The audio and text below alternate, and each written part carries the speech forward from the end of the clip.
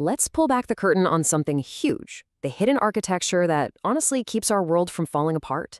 It's this system that works tirelessly, way in the background, shaping everything from the phone in your hand to the peace treaties you hear about on the news. This is the unseen engine of our world, diplomacy. I mean, think about it. It's a pretty fundamental question, right? We live on a planet with nearly 200 countries, all with their own histories, their own ambitions, and, yeah, plenty of conflicts. So what's the buffer? What actually stops a disagreement from spiraling into a total disaster? Well, the answer isn't some simple single thing. It's this vast, kind of intricate network of communication, negotiation, and, well, rules. It's a system that's been built up over centuries with one main goal: manage relationships and hopefully prevent conflict. So let's break down how this whole thing actually works. All right, first up, what even is diplomacy? The art of peaceful relations. Let's start with a clear definition, because when we throw around the word diplomacy, what are we really talking about? You can think of it as the official, super high-stakes conversation between countries. It's the art of pushing for your own nation's interests, whether that's about landing a big trade deal or protecting your culture, but doing it without resorting to force. It's all about finding that really delicate balance between your own national goals and keeping things peaceful on the world stage. In this conversation, it pretty much happens on two different scales. First, you've got bilateral diplomacy. That's a direct, one-on-one talk between just two countries. Then there's multilateral diplomacy. That's where a whole bunch of nations get together, usually in places like the United Nations, to tackle the huge global stuff, like climate change or pandemics. Okay, section 2, the people and places, the players and the playing field. Because this system isn't just a theory, right? It's made up of real people working in very specific places. So who are the key players on this global stage, and where exactly do they operate? Okay, here's something we can clear up that trips a lot of people up. An embassy, that's like the main headquarters. It represents its government and handles all the big political and economic stuff.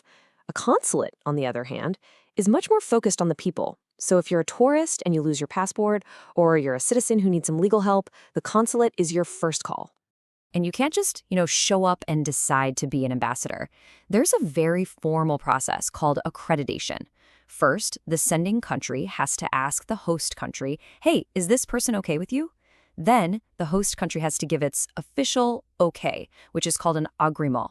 And only after getting that green light can the new ambassador formally present their credentials and actually start their job.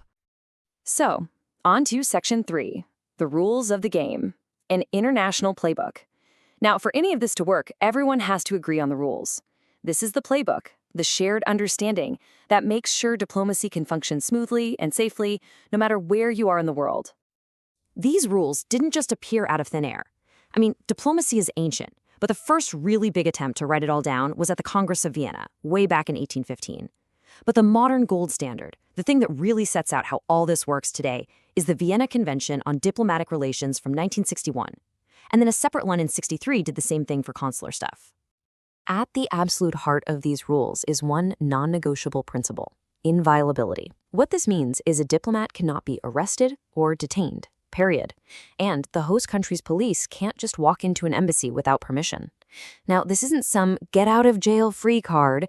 It's a critical protection to make sure diplomats can do their jobs without being scared of intimidation or political pressure.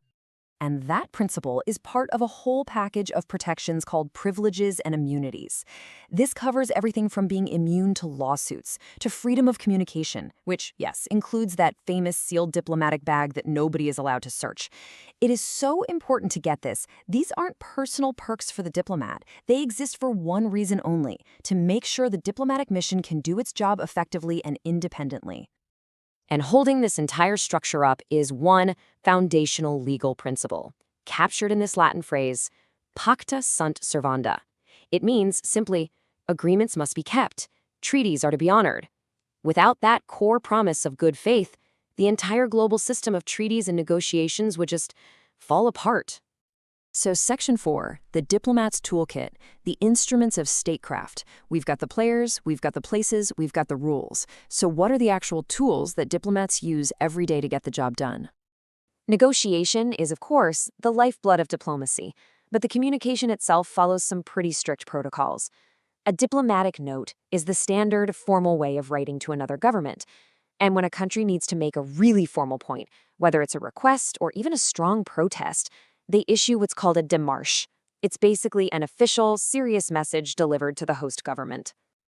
Now, when two countries are stuck in a stalemate, a third party can step in to help, and they can do it in two very different ways. In facilitation, the third party is basically just a neutral host. They provide the room, the coffee, a safe space for the two sides to talk. But in mediation, that third party takes a much more active role. They're in the talks, they're participating, and they might even propose solutions to try and bridge the gap. And this all fits into a pretty clear path for trying to solve disputes peacefully. It almost always starts with direct negotiation. If that fails, maybe a third party steps in for mediation. The next step up could be arbitration, where both sides agree to let a neutral panel make a binding decision. And the final, most formal step for legal disputes is taking the whole case to the world's highest court, the International Court of Justice. All right, Section 5, Why Diplomacy Matters, the Real-World Impact. We've talked about the theory, the rules, the tools, but how does this translate into the real world? I mean, why does this whole system of protocols and procedures actually matter? Just take a look at this number for a second. 62,000. What on earth could that possibly represent? That's the number of Jewish people saved by one single diplomat, a Swiss vice consul named Karl Lutz in Budapest during World War II. He used his official authority, a diplomatic tool, to issue protective documents, basically fake letters of safe conduct. And with them, he shielded tens of thousands of people from being deported to almost certain death. This is what diplomacy can do. It's not just about rules, it's about human lives. Protecting citizens is a huge part of the job, and it happens in two main ways. Consular protection is about helping you with the local laws, getting help if you're arrested overseas. But diplomatic protection, that's a whole different level. That's when your country formally accuses another country of breaking international law and how it treated you. Your personal case just became a major state-to-state issue. And what happens when two countries just completely cut ties? Well, diplomacy doesn't just stop. Often, a neutral third country will step in to act as a go-between, a role called a protecting power. Switzerland is famous for this. They've played this role for centuries, handling over 200 of these arrangements during World War II alone. And they still do it today. For example, they represent U.S. interests in Iran. The scale of all this today is just immense. And keep in mind, this data is from 2008, so the numbers have only gone up.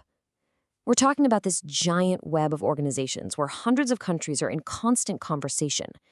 It's like a permanent global negotiation happening every single day, way beyond what any single embassy could do.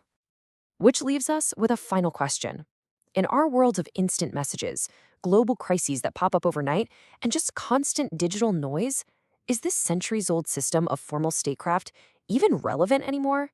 Or are its core principles, patient negotiation, mutual respect, and that relentless search for peaceful solutions, actually more critical right now than they have ever been?